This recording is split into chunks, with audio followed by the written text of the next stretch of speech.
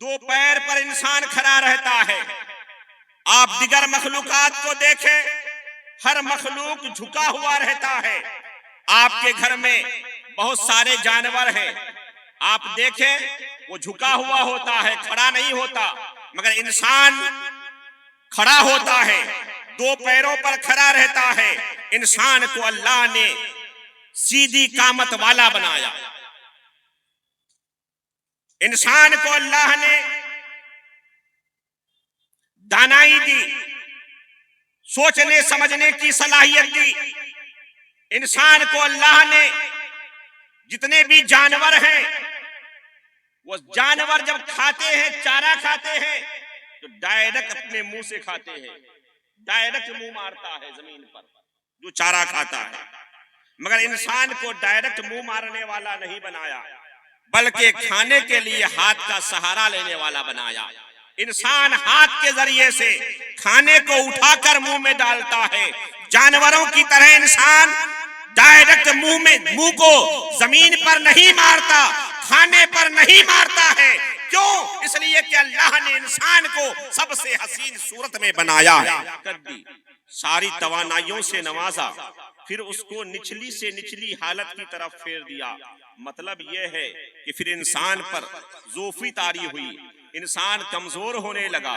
जब उम्र बढ़ती गई, कमजोरी तारी होती गई, यहां तक कि आंखों की बीनाई कमजोर पड़ गई, बाल सफेद हो गए, बदन जिस्म की जिल्द में झिड़ियां पड़ने लगी, हाथों की ताकत तवानाई कम हो गई, कमर झुक गई, इंसान कमजोरी की तरफ लाहिक हो गया। कमजोरी इंसान को लाहिक हो गई, कमजोर से कमजोर होता गया।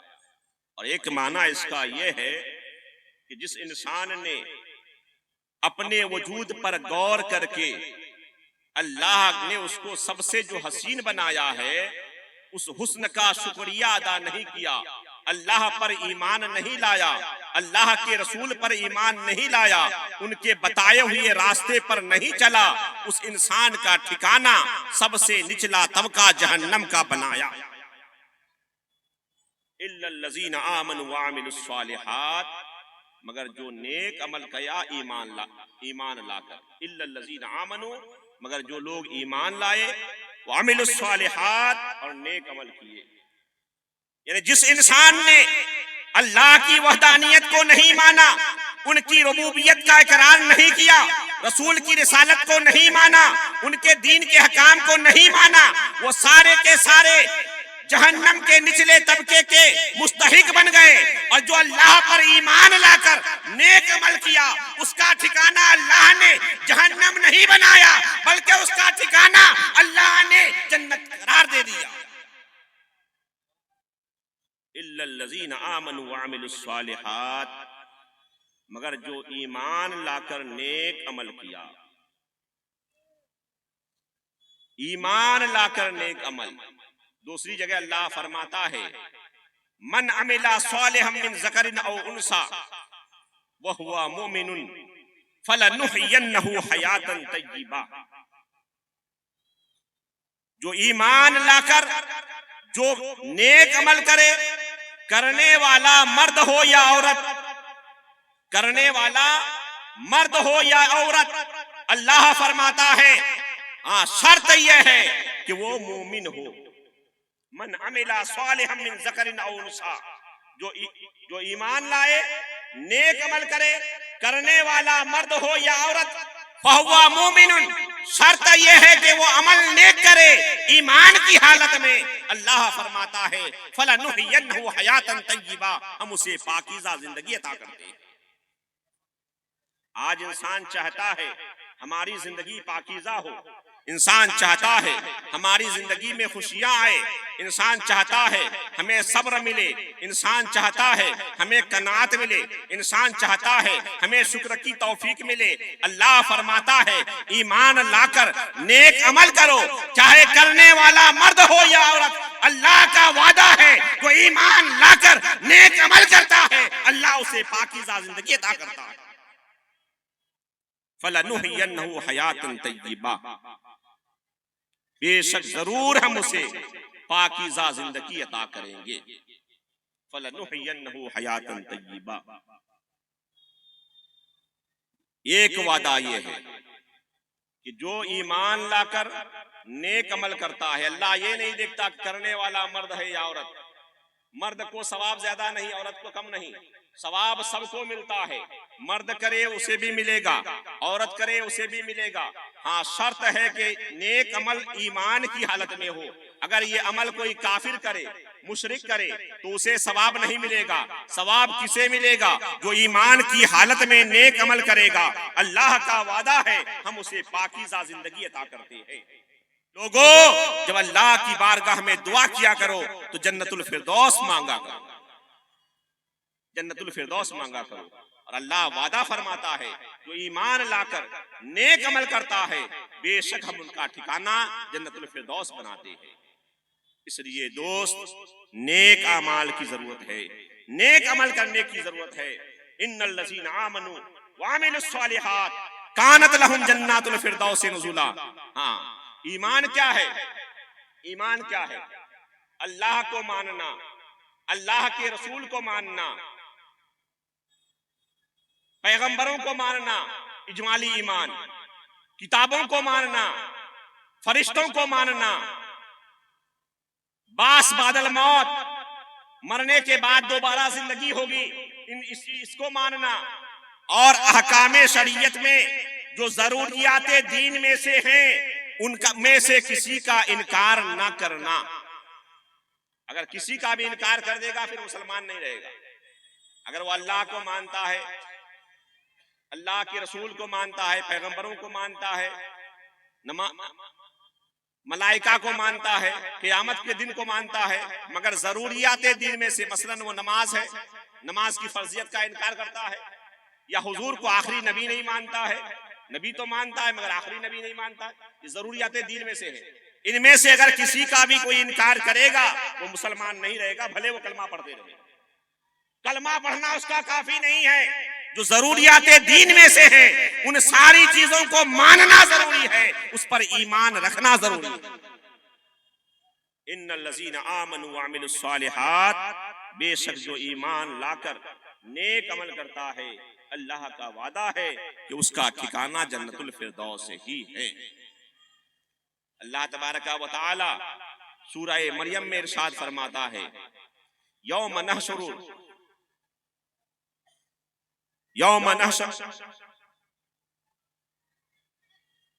दुरूद पाक पर अल्लाहुम्मा सल्लि व सल्लिम अला सय्यिदिना शफीना हबीबना मौलाना मुहम्मद व अला आले सय्यिदिना मौलाना मुहम्मद बारिक व सल्लिम सल्लु अलैहि सलातु व सलाम अलैका या रसूलल्लाह सल्लल्लाहु तआला अलैहि वसल्लम। महबूब, आप याद दिलाएं जिस दिन परहेजगारों को रहमान की बारगाह में मेहमान बनाकर हाजिर किया जाएगा। आयत का तर्जमा यह है कि अल्लाह फरमाता है, महबूब आप अपनी उम्मत को याद दिलाएं उस दिन कि जिस दिन परहेजगारों को मेहमान बनाकर रहमान की बारगाह में हाजिर किया जाएगा। वो नसूकुल मुजरिमीन इला जहन्नम विरदा, और मुजरिमीन को प्यासा ही जहन्नम की तरफ हाँक दिया जाएगा। लोगों जरा सोचो, वो दिन होगा क़यामत का कि जिस दिन परहेजगारों को मेहमान बनाकर अल्लाह की बारगाह में हाजिर किया जाएगा। वो कैसा दिन होगा? हदीस पाक में आया है, अल्लाह के महबूब अलैहिस्सलाम फरमाते हैं, जब ईमान वाले और दुनिया में नेक अमल करने वाले अपनी कब्रों से उठेंगे, ईमान वाले और नेक अमल करने वाले जब अपनी कब्रों से उठेंगे, एक हसीन और जमील खुशबूदार सूरत उनके सामने हाजिर होगी। वो हसीन और जमील सूरत उस ईमान वाले से पूछेगी, क्या तुम मुझे पहचानते हो? तुम मुझे पहचानते हो? वो ईमान वाला कहेगा, मैं नहीं पहचानता। कहेगा, मैं तुम्हारे नेक अमाल हूं जो तुम दुनिया में किया करते थे। तुम जिंदगी भर अपनी उम्र में मुझे अपने सरों पर अपने ऊपर सवार रखे, इसलिए मैं आज तुम्हारे पास हाजिर आई हूं। तुम मेरे ऊपर सवार हो जा। वो मुत्तकी और परहेजगार इंसान अपने नेक अमाल की सूरत पर सवार हो जाएगा, वो उसी सवारी पर सवार होकर रब की बारगाह में हाजिर होगा। जब वो रब की बारगाह में हाजिर होगा, उनका एजाज किया जाएगा, उनका एहतराम किया जाएगा, उन पर सलाम भेजा जाएगा, और वो जिनके हक में सिफारिश करेगा, जिनके लिए बख्शिश की दुआएं करेगा, उनके हक में बख्शिश की कबूल की जाएगी। ये एजाज होगा नेक अमाल करने वालों का। इसलिए दोस्त, जलसे सिर्फ सुनने सुनाने से कुछ नहीं होता, अपने जिंदगी में तब्दीली लाएं। ईमान अल्लाह ने दी है, ईमान की दौलत, इसको महफूज करें और महफूज करने के बाद नेक अमाल की आदत डालें। अगर नेक अमाल नहीं तो बगैर फल के दरख्त की तरह है।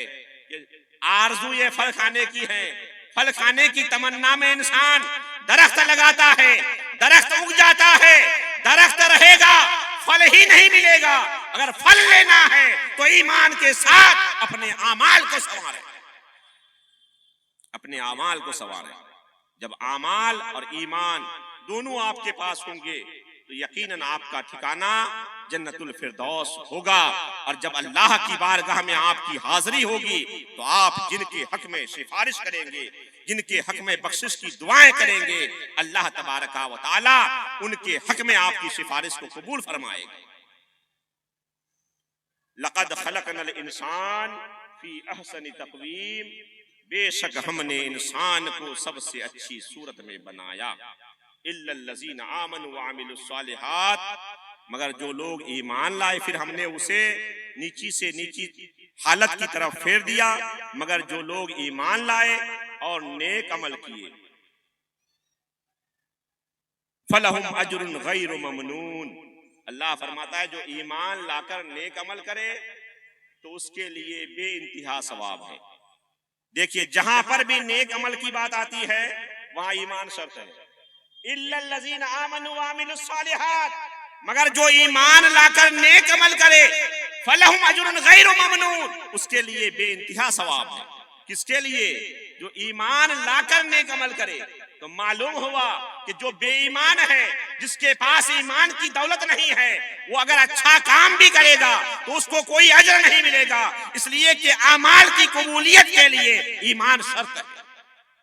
ईमान के बगैर कोई अमल मकबूल नहीं होता। मकबूल उसी का अमल होता है जिसके पास ईमान की दौलत होती है। इल्लल्लज़ीना आमनु व अमिलुस्सालिहात फलहुम अज्रुन गैरु ममनून, उसके लिए बेइंतहा सवाब है। फमा युकज़्ज़िबुका बअदु बिद्दीन, तो लोगों इसके बाद तुम उस दिन को क्यों झुठलाते हो? उस दिन को क्यों झुठलाते हो? कौन दिन? यौम जज़ा का दिन, बदला दिए जाने का दिन, क़यामत का दिन।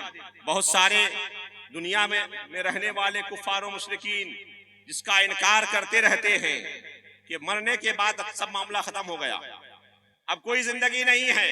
इस्लाम कहता है अपने मानने वालों को कि मरने के बाद फिर इंसान जिंदा किया जाएगा, उनके आमाल के हिसाब होंगे। अब एक गैर मुस्लिम खड़े होकर पूछता है कि भाई मरने के बाद इंसान कैसे जिएगा, कैसे जिंदा किया जाएगा? उसकी हड्डियां गल गई, उसके आज़ा गल गए, उसके नामो निशान मिट गए। तो जो रब इस आयत में इस बात की तरफ इशारा है कि जो रब तुम्हें सबसे बेहतरीन सूरत में बनाने पर कुदरत रखता है, जिस रब ने तुम्हें बनाया, कैसे बनाया? मिट्टी से बनाया, पानी से बनाया, उस पानी को खून का जमा हुआ खून बनाया, उस जमे हुए खून से गोश्त की बॉडी बनाई, गोश्त की बॉडी से हड्डी बनाया, उस हड्डी पर फिर गोश्त चढ़ाया, फिर उस गोश्त पर वो गोश्त में रूह फूकी, जान डाला। तो जो रब इतने मराहिल से गुजार कर तुम्हें बनाता है, फिर बनने के बाद तुम्हें बच्चा रखा, तुम्हें जवानी दी, तुम्हारे जिस्म में तवानाई दी, फिर वो रब तुम्हें बुढ़ापे की तरफ लौटाता है, तुम्हारे आज़ा कमजोर पड़ जाते हैं, कि इतने कारनामे वो रब अंजाम देता है, तो वो रब मरने के बाद दोबारा जिंदगी क्यों नहीं दे सकता? तो यकीनन वो रब दोबारा जिंदगी देने पर कुदरत रखता है। लिहाजा बास बादल मौत, मरने के बाद दोबारा जिंदा किया जाना, इसका इनकार करने वाला मुसलमान नहीं हो सकता।